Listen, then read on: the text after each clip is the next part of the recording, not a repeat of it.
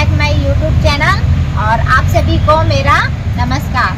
दोस्तों, अभी बारिश का समय चल रहा है और बारिश में हमें कौन कौन से कटिंग लगाने चाहिए जो जल्दी से ग्रो हो सके और जल्दी से उसमें जड़ आ सके। तो हम लोग तो यहाँ नर्सरी में बहुत सारे प्लांट की कटिंग लगाते रहते हैं, लेकिन जिसमें बहुत जल्दी जड़ आ जाता है उस प्लांट के बारे में मैं आज आपको बताऊंगी कि उसका कटिंग आपको किस तरीके से लगाना चाहिए और उसकी देखभाल किस तरह करनी चाहिए। बहुत से लोगों का कमेंट आता है, दीदी हमने कटिंग तो लगाया लेकिन वो गल गया, लगा नहीं। तो दोस्तों, हम लोग भी कटिंग नर्सरी में बहुत सारा लगाते हैं, कई बार तो पूरा का पूरा ही मर जाता है, लेकिन तब भी हम लोग हार नहीं मानते हैं, फिर से काटते हैं, फिर से लगाते हैं। ये तो कटिंग है, मरता रहता है, गिरता है, कभी लग जाता है, कभी मर जाता है, तो इसमें घबराने की कोई बात नहीं है। एक ना एक दिन आपका कटिंग लग ही जाएगा। यहाँ से लेके वहाँ तक का पूरा एरिया कटिंग वाला है। हम लोग यहाँ हजारों की तादाद में कटिंग को तैयार करते हैं और लगाते हैं। उसमें से कुछ पौधा मर भी जाता है, लेकिन तब भी हम लोग लगाते ही रहते हैं। तो चलिए मैं आज बताती हूँ कौन कौन सा कटिंग आपको लगाना चाहिए और क्या तरीका है, किस तरह लगाना चाहिए। तो चलिए आइए मेरे साथ, मैं आपको दिखाती हूँ कटिंग वाला मेरा एरिया। ये दोस्तों हमारा पूरा कटिंग लगाया है मैंने। ये हेज है और हेज दोस्तों ये देखिए छोटे जिल्ली में हम लोगों ने लगाकर तैयार किया है और ये पूरा हेज है। अलग अलग वैरायटी का हेज हम लोग छोटे साइज में तैयार करते हैं। तो ये जो झिल्ली का साइज रहता है दोस्तों, ये 3 से 4 आता है, 5 से 6 भी आता है। आपको मार्केट में बहुत आसानी से मिल जाएगा और आप उसको खरीद लेंगे। और जो इसमें की मिट्टी रहती है दोस्तों, इसमें आपको काली मिट्टी भूसा मिलाकर ही लगाना है। गोबर खाद इसमें बिल्कुल भी नहीं डालेंगे दोस्तों। अगर गोबर खाद डाल देंगे तो हमारा पौधे में जल्दी से कीड़े आ जाएंगे और पौधा हमारा अच्छे से लग नहीं पाएगा। अगर आपको ऐसा झिल्ली नहीं मिलता है मार्केट में तो आप डिस्पोजल में भी ये कटिंग को तैयार कर सकते हैं।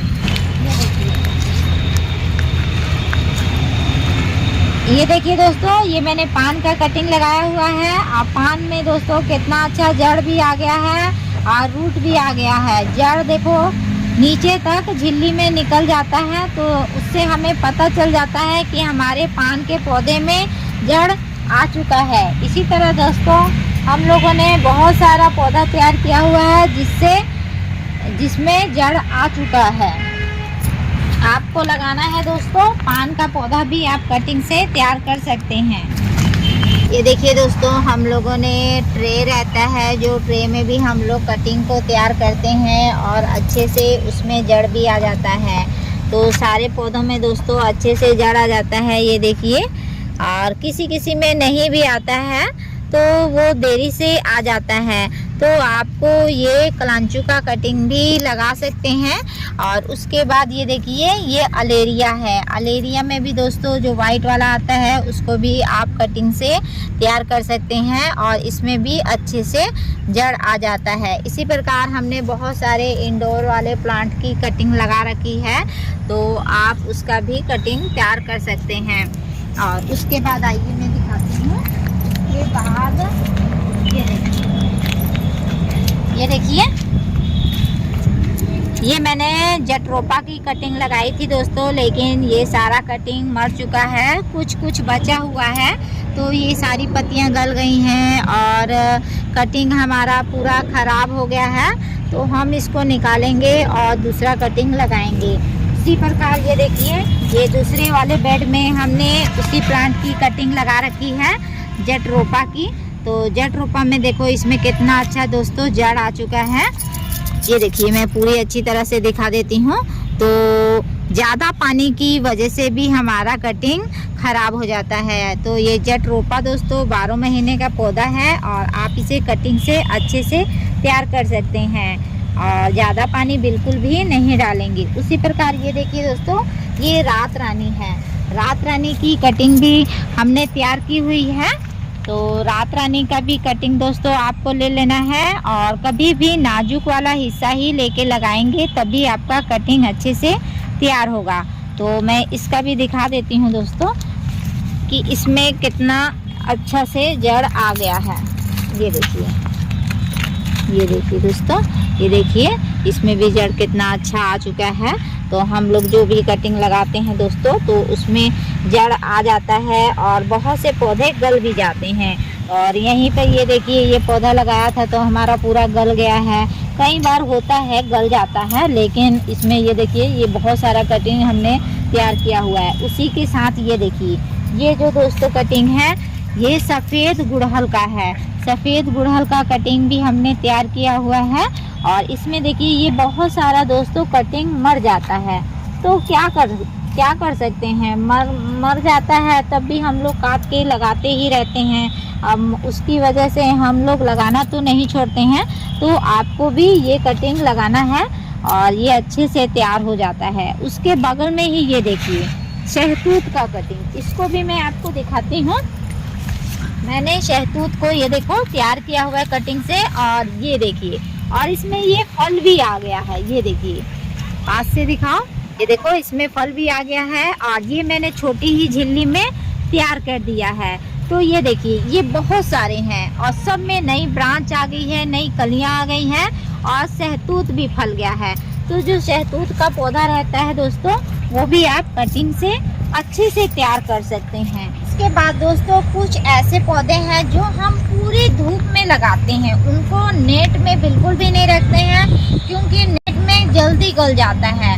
तो ये वाला एरिया जो है दोस्तों ये मैंने आउटडोर में पौधा लगाया हुआ है, तो आउटडोर में ही हम लगाते हैं। यहाँ देखिए, यहाँ कुछ नेट वेट नहीं है और बगल में नेट वाला पौधा है, लेकिन ये जो हमने कटिंग लगाई हुई है दोस्तों तो आप देख सकते हैं इसमें बहुत से पौधे मर चुके हैं, लेकिन बहुत से लग भी चुके हैं। तो ये मैंने अभी 10-15 दिन पहले लगाया हुआ था दोस्तों। तो देखिए इसमें नई ब्रांच आ रही हैं, नई कलियां आ रही हैं, और इसमें का कितना पौधा मर गया है, तो वो तो मरता रहता है। और ये देखिए ये बोगनविलिया का कटिंग है दोस्तों। ये देखिए बोगनविलिया का कटिंग भी मैंने झिल्ली में बहुत सारा तैयार कर रखा है, तो आप भी इसको झिल्ली में लगा सकते हैं और तैयार कर सकते हैं। उसके बाद ये देखिए ये बगल में मैंने मोगरे का कटिंग लगा रखा है। तो मोगरे में भी दोस्तों कुछ मरा है, कुछ जी रहा है, लेकिन ये आ जाएगा। तो इसको दोस्तों हम लोग ढकेंगे नहीं और ये अच्छे से तैयार हो जाएगा। और ये फाइकस का कटिंग है, ब्लैक फाइकस का, तो ये भी कटिंग से दोस्तों तैयार होता है, आप लोग ज़रूर लगाइए। और दोस्तों कटिंग लगाते समय आपको क्या सावधानी देना है ये मैं आपको बताऊंगी, चलिए जानते हैं। तो ये देखिए दोस्तों ये छोटे छोटे साइज का झिल्ली है, यहाँ पर आपको होल करना है और होल करने के बाद ही आपको ये देखिए एकदम काली मिट्टी, भुरभुरी मिट्टी को लेकर भरना है। तो ये हमारे जो लेडीज हैं ये सारी मिट्टी को ऐसे झिल्ली में भर कर रख देते हैं और हम लोग काट कर इसमें कटिंग को तैयार करते रहते हैं।